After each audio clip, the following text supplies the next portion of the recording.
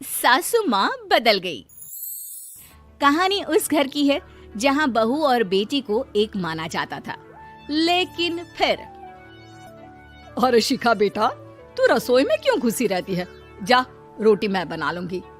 नहीं नहीं माँ जी, आप बैठिए, बस सारा खाना बन ही गया है। श्वेता को बोल देती हूँ, वो खाना लगा देगी सबका। सॉरी भाभी, मेरे पास वक्त नहीं है। माँ, मुझे पैसे देना, पार्लर जाना है। हाँ हाँ चली जाना, भाभी को भी ले जाना। वो भी जाने को बोल रही थी पार्लर, पर पहले ना मदद कर दे उसके खाना लगाने में। देख माँ, वो बहू है, उसे बहू रहने देना, इतना सर पर मत चढ़ा भाभी को। श्वेता, ज्यादा मत बोला कर। बहू और बेटी में कोई फर्क नहीं होता है। जा जाकर काम कर। ननद को माँ का भाभी से इस तरह प्यार करना बिल्कुल अच्छा नहीं लगता। वो बार बार किसी न किसी तरह माँ को भाभी के खिलाफ भड़काती रहती, लेकिन कोई फायदा ना होता। एक रोज, अरे बेटे किशन, जा बहू को कहीं घुमा कर ला, सारा दिन घर में काम करती रहती है। हाँ हाँ माँ, हम लोग जा रहे हैं ना गोवा। अच्छा जी, भाभी ने तो हमें बताया भी नहीं। वैसे तो सारी पंचायत करती है, ये गोवा वाली बात क्यों छुपा गई हमसे? अरे क्योंकि उसे खुद नहीं पता था बहन। मुझे टिकट सस्ती मिल रही थी तो मैंने बुक कर दिया। हाँ शिखा, पैकिंग कर ले, संडे हम जा रहे हैं गोवा। दोपहर में शिखा पैकिंग कर रही थी कि सास आ जाती है। ये क्या बहू, साड़ियाँ? अरे गोवा जा रही है घूमने या फिर शादी में मायके हैं? माँ जी, ऐसा कुछ है ही नहीं, समझ में नहीं आ रहा क्या रखूं कपड़े में। अरे तेरी और श्वेता की साइज तो एक ही है, उसके कुछ मॉडर्न कपड़े ले ले, आकर लौटा देना। हाँ माँ जी, ये ठीक रहेगा। शिखा श्वेता के पास जाती है और उससे कपड़े मांगती है। ना जी ना, मैं अपने कपड़े ना दूं, वैसे भी फैल जाएंगे मेरे कपड़े, बहुत महंगे वाले हैं। शिखा मुंह लटकाकर कमरे में आ जाती है तो सास कहती है, चल तैयार हो जा, तुझे मैं शॉपिंग करा कर लाती हूँ गोवा की। बस फिर क्या था, सास बहू निकल जाते हैं मार्केट और एक से बढ़कर एक ड्रेस खरीद कर घर आते हैं। पहले बता देती कि नए कपड़े दिलाने वाली है भाभी को, तो मैं अपने ही दे देती ना भाभी को, मुझे दिला देती नए कपड़े। देख श्वेता, परिवार का मतलब सबके साथ रहना होता है, ना कि सिर्फ अपना सोचना। वैसे भी तुझे अच्छे संस्कार सीखने चाहिए। और रही बात कपड़ों की, तो शिखा, आज से घर पर भी तू मॉडर्न कपड़े ही पहनेगी। कोई जरूरत नहीं है ये साड़ी वाड़ी लपेटने की।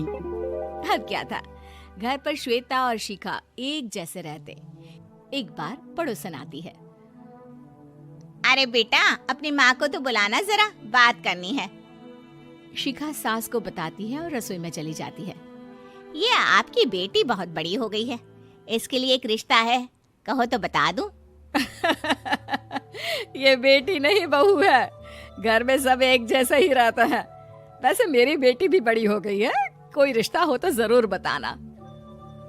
पड़ोसन रिश्ता लेकर उन लोगों के घर आती है। तब श्वेता की होने वाली सास कहती है, तो ये घर है, कितने मंजिल का है? और ये बहू ने आपकी क्या पहन रखा है, जीन्स टॉप? अरे भाई, साड़ी वाड़ी नहीं है क्या इसके पास? देखिए, सर्दी है तो साड़ी में बहू कैसे मैनेज करती, वैसे पहनती है साड़ी भी।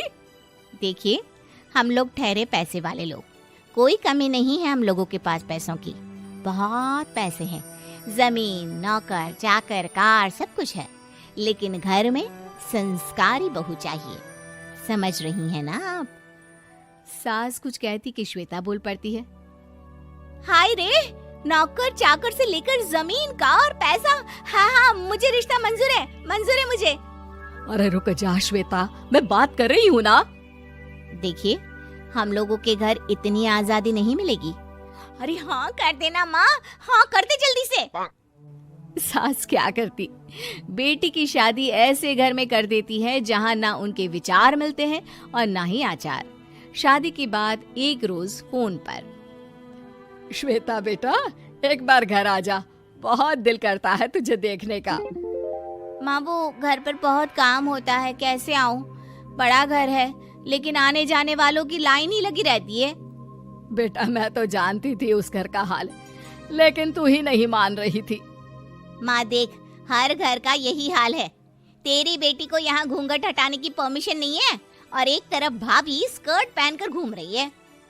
बेटा मुझे क्या पता था कि मेरी बेटी को ससुराल के नाम पर पिंजरा मिल जाएगा।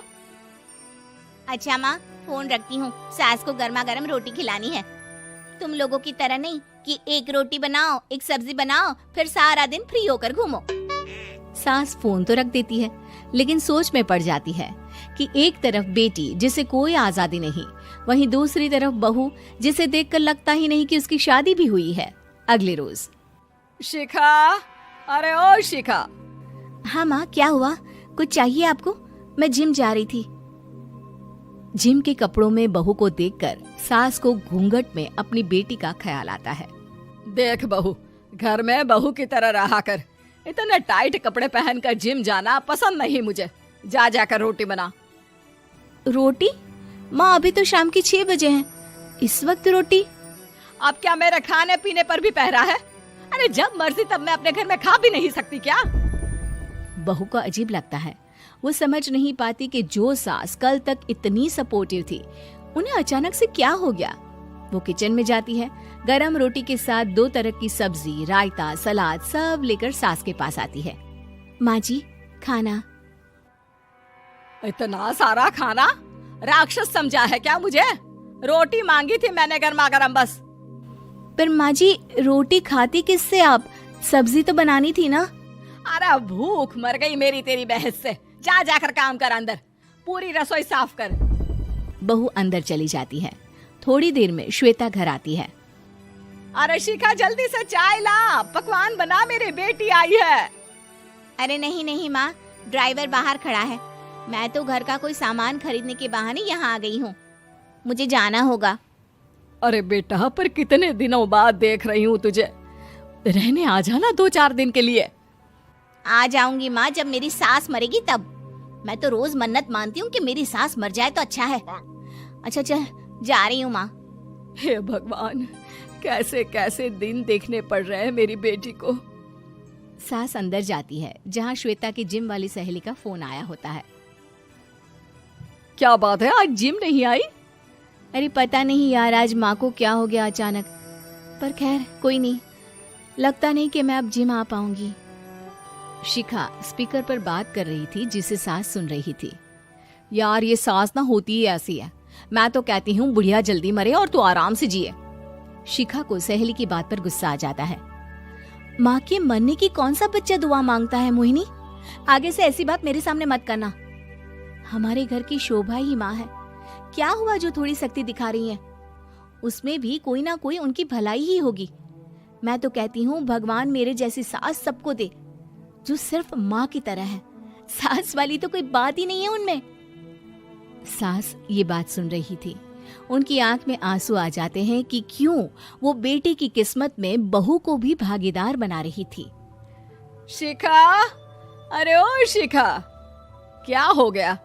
जिम नहीं जाना क्या?